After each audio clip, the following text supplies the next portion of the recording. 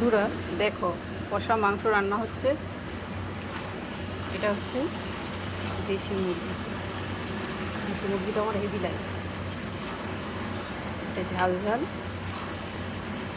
কষা মাংস হচ্ছে। আমার মনে হচ্ছে লঙ্কাটা আর একটু বেশি লাগবে। আমি লঙ্কাটা একটু দিয়ে দিই, লঙ্কার গুঁড়ো আর একটু লঙ্কার গুঁড়ো দিয়ে দিলাম। ঝালটা জল দিয়ে দিই,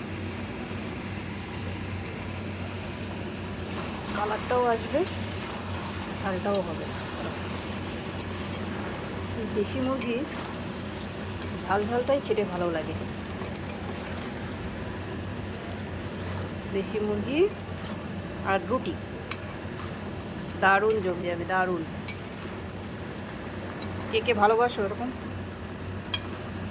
কষা মাংস আর রুটি?